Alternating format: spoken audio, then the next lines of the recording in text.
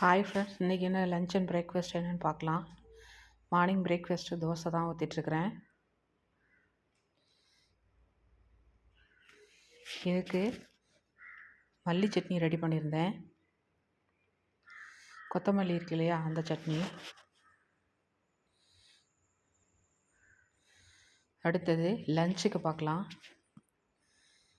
இது கல்ச்சட்டியில் வச்ச முருங்கைக்காய் போட்ட குழம்பு, புளிக்குழம்பு.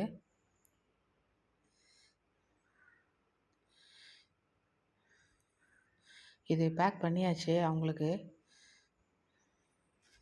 அடுத்தது சாதம், அப்புறம் பீன்ஸ் பொரியல் வச்சுருந்தேன்.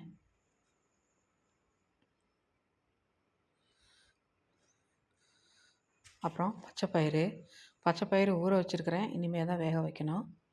ஓகே, பாய்.